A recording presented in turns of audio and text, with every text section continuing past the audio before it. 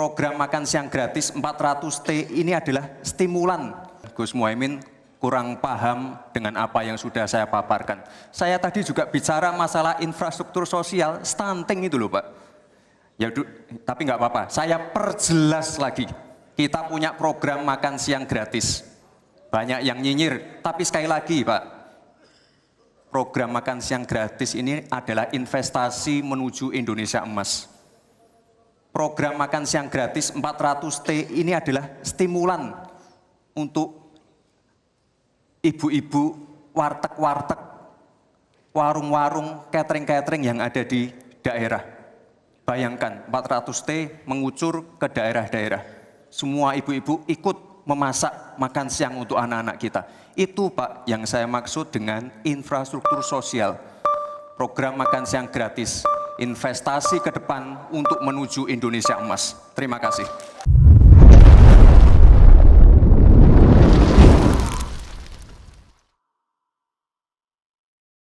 Halo bosku, itu tadi video cuplikan Bapak Wakil Presiden kita, Gibran Rakabuming Raka, yang sedang memperkenalkan atau mempresentasikan soal program makan siang gratis, atau yang sekarang lebih kita kenal dengan istilah makan bergizi gratis.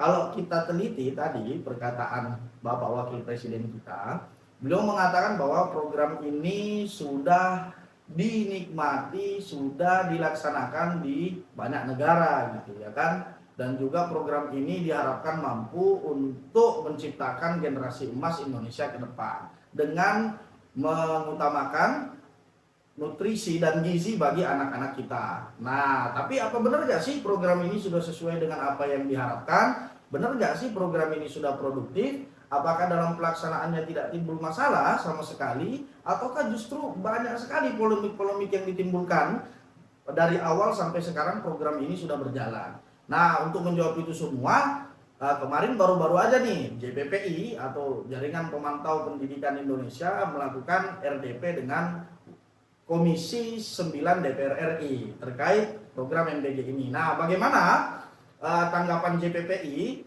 terkait program MBG ini? Itu disampaikan di dalam rapat dengar pendapat itu. Nah, nggak perlu lama-lama, kita tonton aja nih bareng-bareng ya. RDP antara JPPI dengan Komisi 9 DPR RI.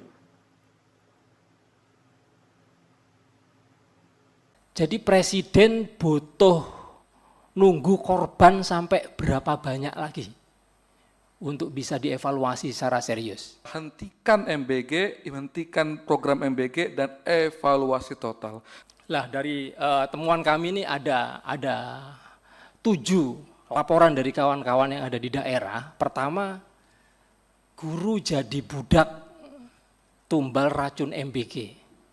Jadi guru ini tidak dilibatkan sama sekali, tiba-tiba kedatangan menu makanan yang banyak, lalu guru suruh ngitung tampannya ada berapa, rantangnya ada berapa, lalu suruh distribusikan, nanti kalau ada yang hilang suruh ganti gurunya itu, sekolahnya gitu. Dan guru juga nggak ada insentif apapun dari MBG atau dari BGN untuk menjadi budak MBG ini. Kemudian kalau ada keracunan di beberapa sekolah itu taken MOU dengan SPPG yang tanggung jawab adalah sekolah. Bahkan kemarin juga viral ternyata di madrasah juga ada banyak kasus yang tanggung jawab tidak sekolah, tidak madrasah tapi orang tuanya sendiri. Gitu. Jadi sebenarnya siapa yang tanggung jawab itu? Sehingga SPPG menerapkan ya aturannya, polanya sesuai dengan keinginan mereka sendiri gitu.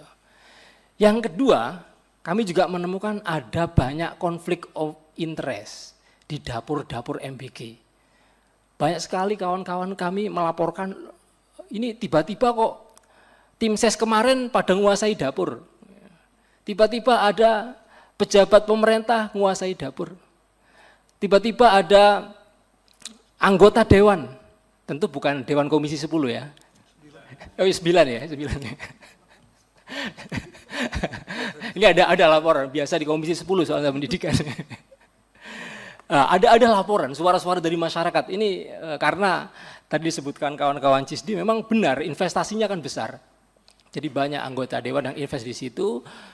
Sementara UMKM yang di sekitaran sekolah warteg-warteg dan seterusnya, mereka banyak gulung tikar karena ini mereka biasanya jajan lalu nggak jajan.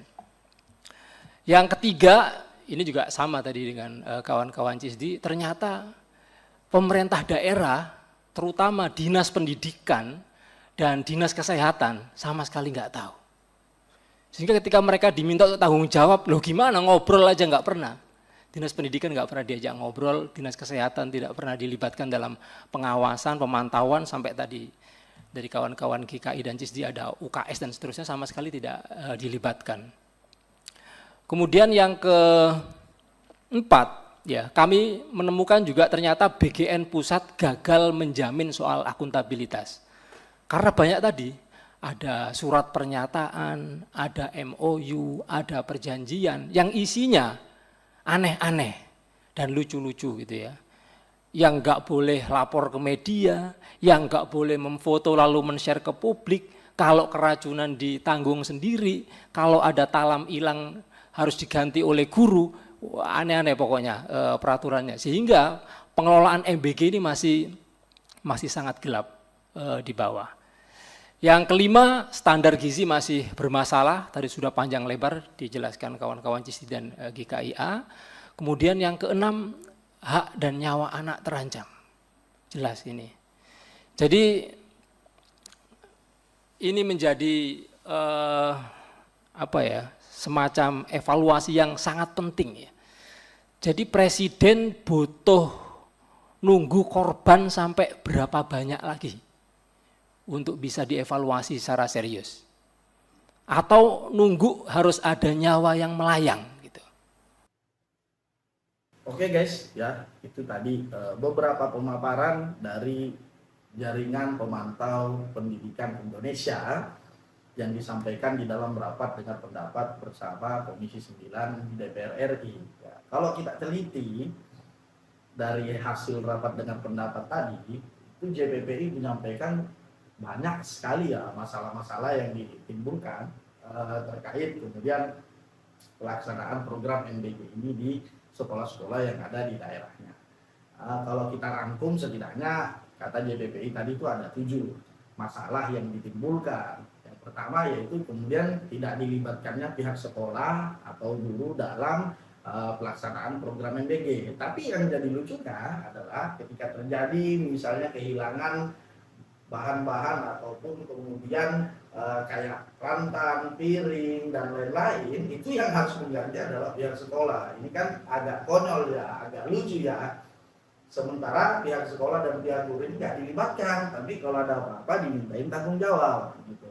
Selain itu, masalah yang lebih parahnya lagi adalah kalau terjadi keracunan terhadap anak-anak kita di sekolah, yang disuruh tanggung jawab adalah pihak sekolah dan guru. Bahkan katanya di beberapa daerah itu orang tuanya sendiri yang disuruh tanggung jawab. Ini lagi-lagi parah banget ya. Nah, selain itu ada juga masalah-masalah yang kedua seperti adanya konflik interest. Kalau tadi kata JPPI, konflik interest maksudnya adalah di dapur-dapur MBG ini ternyata yang menguasai dapur-dapur ini bukanlah pihak-pihak dari pihak sekolah, dari pihak dinas pendidikan, atau dari pihak dinas kesehatan, enggak. Ternyata yang menguasai diduga adalah tim ses pemenangan kemarin. Terus kemudian pejabat-pejabat pemerintah seperti anggota dewan tuh, ya kan, yang ternyata berinvestasi di dalam program MBG ini. Nah, terus masalah yang ketiga itu adalah tidak dilibatkannya ya tadi dinas pendidikan dan dinas kesehatan. Sehingga apabila terjadi masalah, pihak orang tua atau wali murid ini meminta pertanggungjawaban ke pihak sekolah, atau pihak sekolah yang meminta pertanggungjawaban kepada pihak dinas pendidikan dan dinas kesehatan, tentu dinas pendidikan dan dinas kesehatan akan berdalih bahwa kami saja dalam pemantauan dan pengawasannya nggak dilibatkan oleh BGN gitu loh. Sehingga kenapa kok minta tanggung jawabnya ke kami? Terus kemudian masalah yang selanjutnya yaitu adalah kurangnya akuntabilitas. Akuntabilitas tadi seperti yang disampaikan, ada MOU, ada klausul, ada surat pernyataan gitu kan, ada perjanjian yang isinya agak nyeleneh. Kayak kalau keracunan atau terjadi masalah-masalah lain itu nggak boleh dipublikasi, ya kan, tidak boleh di-share ke publik, tidak boleh di-share ke media. Nah ini kan agak lucu ya. Kenapa? Seolah-olah pihak SPPG ini sudah tahu bahwa akan terjadi masalah gitu. Sehingga mereka udah menyiapkan antisipasi terlebih dahulu dengan membuat surat pernyataan, dengan membuat surat perjanjian dan juga MOU yang bahasanya memberatkan pihak sekolah atau pihak guru, ya kan? Nah, ini juga menjadi salah satu masalah yang agak menurut saya harus dievaluasi secara total. Nah, selanjutnya masalah yang selanjutnya yang sebagaimana disampaikan oleh JPP tadi, ini adalah masalah yang paling fundamental. Program MBG ini kan diharapkan mampu mengatasi masalah malnutrisi, stunting gitu ya kan, dalam rangka untuk menciptakan generasi emas Indonesia ke depan. Alasannya adalah supaya anak-anak kita, siswa-siswi kita itu mendapatkan gizi yang cukup, sehingga kemudian kesehatan, kecerdasannya bisa terpenuhi, bisa tercukupi gitu. Tapi kenyataannya standar gizinya masih bermasalah gitu.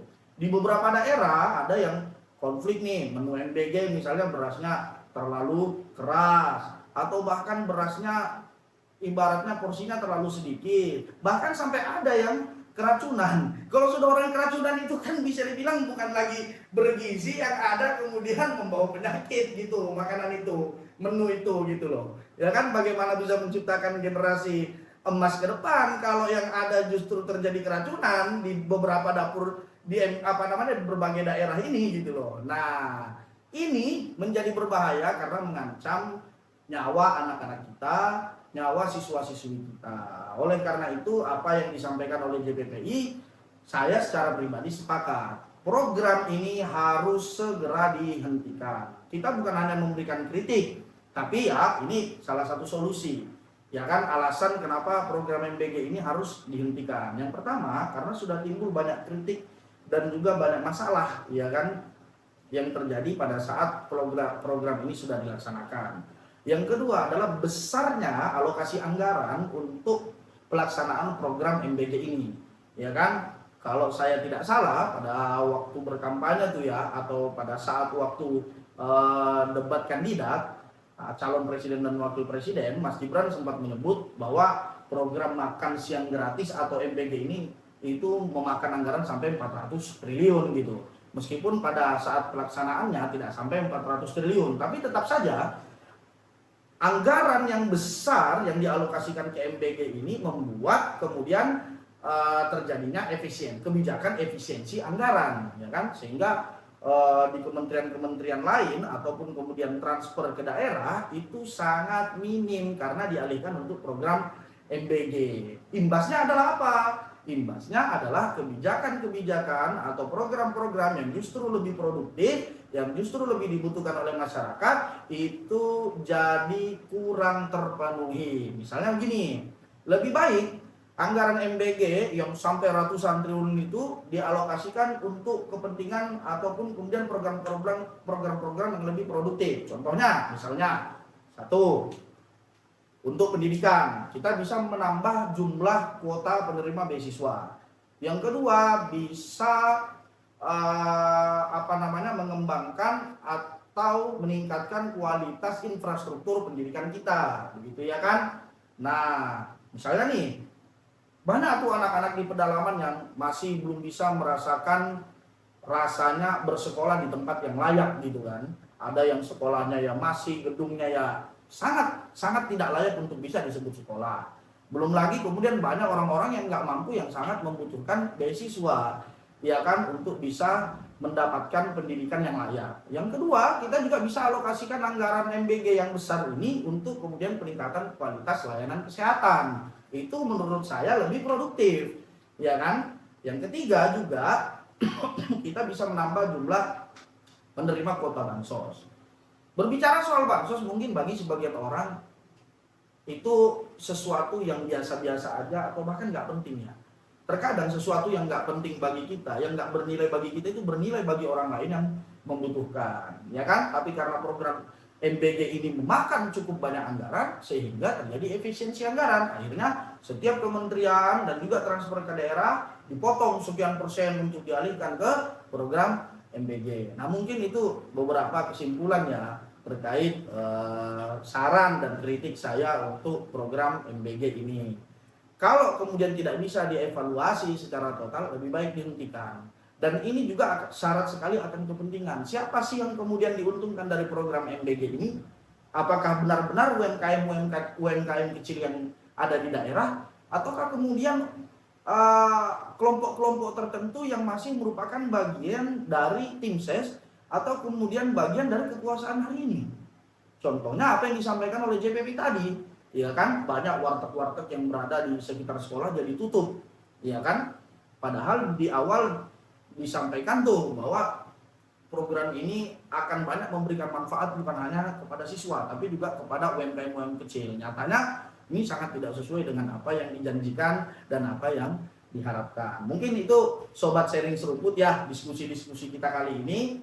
Mudah-mudahan bermanfaat. Jangan lupa like and subscribe, ya kan?